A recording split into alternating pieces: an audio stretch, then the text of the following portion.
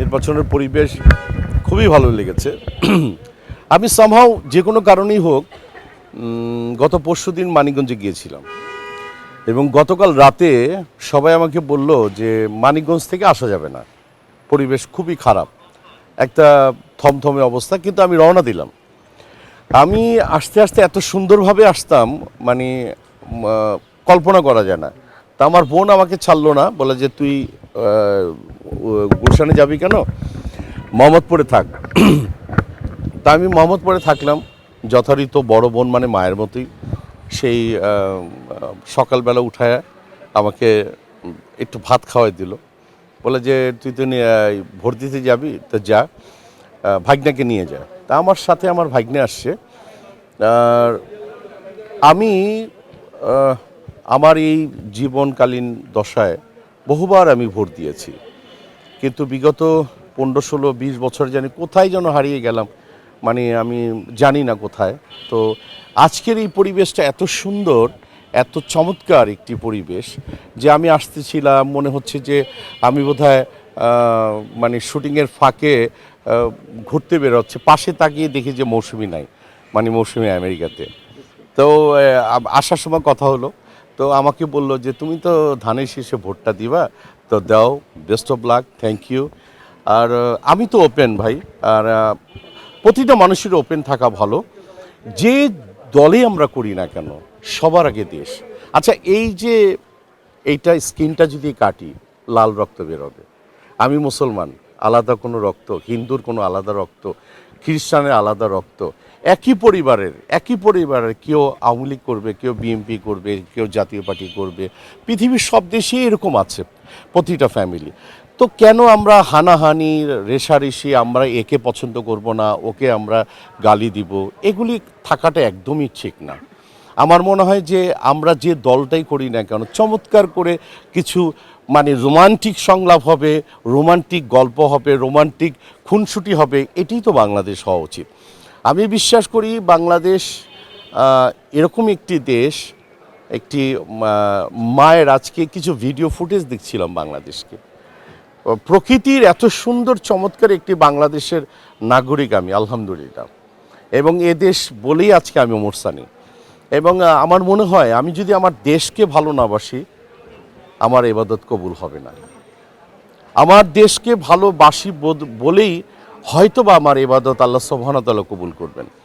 আর আগামীর বাংলাদেশটাকে অনেক সুন্দর দেখতে চাই, এবং সিনিয়র সিটিজেন হয়ে গেছি বাংলাদেশের, আর কতদিনই বা বাঁচবো।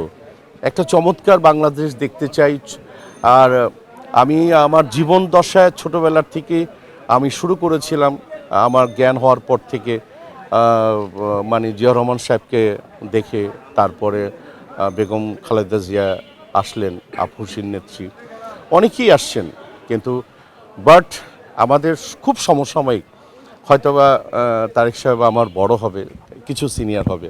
তো হোপফুলি আমি তাকে বাংলাদেশের আগামীর প্রধানমন্ত্রী দেখতে চাই, এবং সুন্দর বাংলাদেশ গড়ার জন্য উনি আগে কি বলেছে আমি ঠিক জানি না, কিন্তু আমি ভুল ধরার জন্য এক পায়ে দাঁড়িয়েছিলাম যে ভুল ধরতে পারি কিনা, কিন্তু আমি ব্যর্থ। আমি তারেক সাহেব আসার পরের থেকে একটি চমৎকার, বিড়াল থেকে শুরু করে প্রতিটা মানুষের সম্পর্কে তার যে জ্ঞান চর্চা, তার যে প্রজ্ঞা, মেধা, আল্লাহ সুবহানাহু ওয়া তাআলা। আর সাইমাকে দেখে মনে হয় যে এই মেয়েটা বোধহয় আমারই। তো যাই হোক, মানে যারাই ক্ষমতায় থাকুক এবং ক্ষমতার মিনিস্টার অব দ্য থাকুক না কেন, সবার কাছে একটা জিনিস বলবো, আমরা দেশকে গড়তে হবে। এবং দিন শেষে কিন্তু আমি খুব লাউড না, আমি যে দাঁড়ে দাঁড়ে ভোট চাইছি, অমুক করছি তমুক করছি, আমি নীরবেই নিভৃতে আমি আমার দলের জন্য ভোট চাই, কিছু প্রিয় মানুষের জন্য ভোট চেয়েছি। হ্যাঁ, সেই প্রিয় মানুষটা মানে হতে পারে আমার কাছের, হতে পারে দূরের, কিন্তু দিন শেষে আজকে যে আমি ভোটটা দিলাম, এই যে আমার মানে ঠিক চিহ্ন, আলহামদুলিল্লাহ আমি দেশের নাগরিক হিসাবে আজকে রিয়েলি আমি প্লিজড যে সুন্দর পরিবেশে একটা ভোট দিতে পারলাম। আমি যদি তোমার কথাই ধরি, তুমি বলেছ নগ্ন এফডিসি, সেই নগ্নতা মানে নগ্নতা ভুলে গিয়ে নগ্নতার জায়গাটাকে ওই যে ওই বলে না আজ থেকে 100 বছর আগে মুসলিম মানে কাপড় কি যেন এটা, হ্যাঁ, তো এই কাপড়টা দিয়ে মুড়ে দিতে চাই আমরা। আমার মনে হয় এফডিসি তো আমার প্রাণের জায়গা, ভালোবাসার জায়গা। দিন শেষে এফডিসি আমি যদি বিচরণ না করতাম, আমি ওমর সানি হতে পারতাম না। এই চলচ্চিত্র আমাকে অনেক দিয়েছে এবং এই চলচ্চিত্রে সারা জীবন এই চলচ্চিত্রের ট্যাগ নিয়ে আমি বেঁচে থাকতে চাই। এবং ওদিকটা জানতে চাচ্ছিল আসলে কেমন এফডিসি দেখতে চান, এফডিসি মানে চলচ্চিত্রের মানুষ হয়ে আপনার এই নতুন সরকারের কাছে আসলে প্রত্যাশা। এবং আমি একটা কথা বলি যে দলীয় জায়গাটার থেকে এফডিসি থেকে একটু আমি দূরে রাখতে চাই। মানে চলচ্চিত্রের মানুষরা দল করবে, কিন্তু প্রকাশ্যে এসে ট্যাগ লাগে কিছু রংবাজি করবে এই ধরনের মনোবৃত্তি আমাদের কারোরই থাকা উচিত না। আমরা যখন এফডিসিতে থাকব, আমি এফডিসির মানুষ, দ্যাটস ইট। তখন আমি কোনো দলীয় পরিচয়ে থাকাটাকে আমি পছন্দ করি না। আমি চলচ্চিত্রের কর্মী, ওই ট্যাগটা লাগিয়ে এফডিসিতে ঢুকতে হবে। কিন্তু এফডিসিতে ঢুকে আমি অমুক তা আমি তমুক, নিজস্ব বাপের পরিচয় নেই, মায়ের পরিচয় নেই, কিন্তু আমাদের এফডিসিতে ঢুকে আমাদের বাবার পরিচয় থাকতে হবে, মায়ের পরিচয় থাকতে হবে।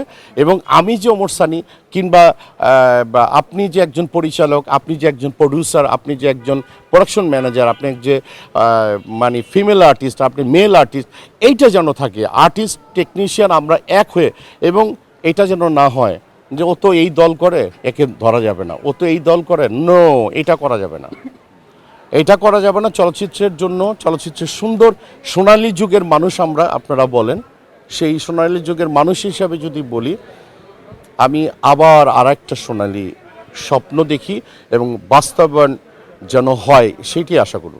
আমি একটা কথা বলি যে একটা যার যার ব্যক্তিগত ব্যাপার।